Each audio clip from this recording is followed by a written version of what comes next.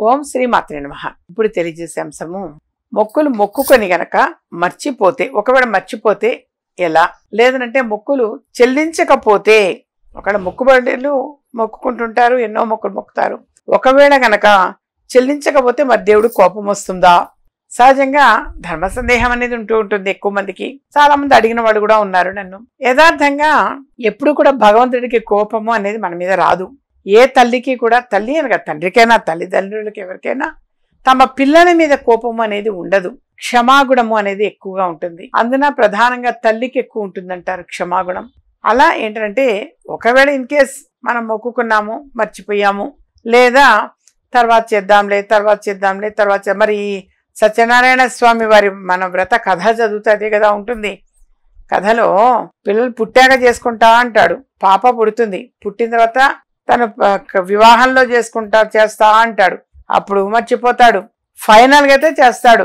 అంటే గుర్తొస్తుంది, మరొకరు ఎవరైనా చేసుకునేప్పుడైనా గుర్తొస్తుంది, లేదా వారికి కష్టాలు ఎక్కువైపోతున్నప్పుడు మళ్ళీ ఆ భగవంతుడు గుర్తొస్తాడు. అప్పుడు మళ్ళీ గుర్తొస్తుంది, అమ్మా నేను ఆనాడు మొక్కుకున్నాను కదా, ఆ మొక్కు తీర్చలేదు నేను, అందుకే ఈ కష్టాలు వచ్చాయేమో అనుకొని గబగబా పరిగెత్తుడిపోయి మళ్ళీ ఆ మొక్కు తీర్చేసి వస్తారు. మొక్కు తీర్చిరావటం వల్ల వెంటనే ఏదో కష్టం పోతుంది అని వాంటెడ్లీ మర్చిపోవటం అలా కాదు. బై మిస్టేక్ మర్చిపోతారు కొద్దిమంది పోస్ట్ పోన్ చేసుకుంటూ వెళతారు, తర్వాత రేపు మాపు అనుకుంటూ పోస్ట్ పోన్ చేసుకుంటూ వెళతారు. అంత మాత్రం చేత భగవంతుడికి ఏమీ కోపం వచ్చి శిక్షించడం అనేది ఉండదు. ఎవరు చేసిన పాపకర్మలకి వాళ్ళు అనుభవించడం అనేది తప్పదు, అనుభవిస్తుంటారు వెనక ముందు అంతే. కానీ ఎప్పుడు కూడా అలా ఉండదు నాన్న. సహజంగా ఏంటంటే చాలా హ్యాపీగా సంతోషంగా ఉన్నారు, అన్ని మర్చిపోయారు. వివాహం అయ్యాక పలానా ఒక మొక్కుంటూ తీర్చుకుందాం అనుకుంటారు, మర్చిపోతారు. వాళ్ళు చాలా దంపతులు అన్యోన్యంగా ఉండడము, హ్యాపీగా ఉండడం, పిల్లలు కలగడం, ఆ సంతోషంలో నిలబడిపోయి ఆ తల్లిదండ్రులు మొక్కుకున్న తల్లిదండ్రులు కావచ్చు, ఆ క్యాండిడేట్ వాళ్ళే కావచ్చు, మర్చిపోతే మళ్ళీ ఎప్పుడో ఎక్కడో ఏదో ఒక మనసు కష్టము బాధ అనిపిస్తే అప్పుడు ఆ మొక్కు గుర్తొస్తుంది. వాళ్ళకి డెఫినెట్గా గుర్తొస్తుంది, అమ్మా నేను ఆ రోజు మర్చిపోయానే అని గబగబా వెళ్ళి చేసుకొని వస్తారు.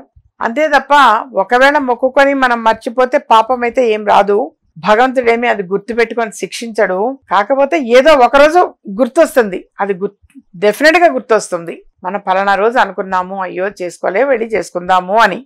అందుకని సహజంగా ఏ గుడికి వెళ్తే ఆ గుడికి గబ మొక్కుకుంటారు. వాస్తవంగా కరెక్ట్ కాదు. ఏదైనా వాళ్ళు మొక్కుకున్నారు అంటే ఒక పుస్తకంలో నోట్ చేసుకోండి, రాసి పెట్టుకోండి. మేము ఒక బాబు పుడితే ఈ పేరు పెట్టాలనుకున్నాం మేము అని, అమ్మమ్మ అనుకోవచ్చు, బామ్మ నానమ్మ అనుకోవచ్చు, తాతయ్య అనుకోవచ్చు, ఆ తల్లిదండ్రులు వాళ్ళు అనుకోవచ్చు, బాబు పుడితే ఈ పేరు పెట్టాలి, లేదా పాప పుడితే ఈ పేరు పెట్టాలి అని అనుకుంటారు, మర్చిపోతారు. ఒకవేళ మర్చిపోతే అయ్యో నేను ఆ రోజు అనుకున్నాను, మర్చిపోయాను, క్షమించమని చెప్పి మళ్ళీ యాడ్ చేసుకుంటారు. ఒకవేళ గనక అలా అనుకొని మర్చిపోయి ఉంటే గనక ఏదైనా ఒక గుడికి వెళ్ళి మీరు ఏ భగవంతుడిదైతే అనుకున్నారో ఆ పేరు ఆ పిల్లల చెవిలో ఒక 3 సార్లు చెప్పండి నాన్న. తండ్రి చెవిలో 3 సార్లు చెప్పాలి, నేను ఈ పేరు పెట్టాలి అనుకున్నాను, పెట్టలే అని. మీరు ఏదైనా ఒక గుడి, సుబ్రహ్మణ్య స్వామి గుడిది అనుకున్నారు, మర్చిపోయారు, ఆ గుడికి వెళ్ళండి. ఒకసారి వెళ్ళి బాబో పాపో చెవిలో ఒక 3 సార్లు చెప్పాలి తండ్రి. అవకాశం ఉంటే యాడ్ చేసుకునే అవకాశం ఉంటే యాడ్ చేసుకోండి. లేదంటే బాబు పుడితే ఫలానా మొక్కు తీరుద్దాం అనుకున్నా అంటే ఆ మొక్కు తీర్చండి. పోని నేను అప్పుడు ఈ మొక్కు అనుకున్నాను నేను. ఇలా కొంతమంది అనుకుంటారు, ఇలా 7 కావెళ్ళు పాలు తీసుకెళ్ళి అభిషేకం చేస్తాను అనుకుంటారు. కొద్దిమంది ఇంకేదైనా పొంగలి వండి నైవేద్యం పెడతా అనుకుంటారు. లేదా మా పుట్టే పిల్లల్ని ఫలానా చోటికి నేను తీసుకొని వస్తాను అని మొక్కుకుంటారు. గుర్తొచ్చినప్పుడు తీసుకొని వెళ్ళండి, అక్కడికి చూపించండి ఆ పాప బాబును. ఒక రోజు కాబట్టి ఒకసారి కంపల్సరీ చూపించాలి, మొక్కుకొని ఉంటే. కొంచెం వెనక ముందు అవుతుంది అంతే తప్ప ఇంతలోకే భగవంతుడేమీ పనిష్మెంట్ ఇవ్వడు నాన్న. ఏం పర్వాలేదు, భయపడక్కర్లేదు. నెమ్మదిగా గుర్తొచ్చిన తర్వాత అయినా వెళ్ళి ఆ మొక్కు తీర్చుకొని రండి. తీర్చుకుని వస్తే మంచిది.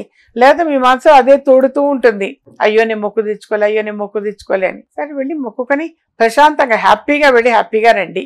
ఏదైనా లేదా నోట్ చేసుకోండి, ఎక్కడైనా ఏదైనా మొక్కుకుంటే ఒక బుక్ మెయింటైన్ చేస్తూ, ఒక డైరీ మెయింటైన్ చేస్తూ ఏదైనా అందులో రాసుకోవాలి, మర్చిపోకుండా రాసుకోవాలి, గుర్తుంటుంది. లేదా గుర్తొచ్చిన నడే చేయండి, తప్పలేదు, వెనక ముందు అవుతుంది అంతే తప్ప ఇంతలోకి మీరు భయపడాల్సిన అవసరం ఏమీ లేదు నాన్న. మా ఛానల్ సబ్స్క్రైబ్ చేసుకోండి, మరికొంతమందికి షేర్ చేయండి.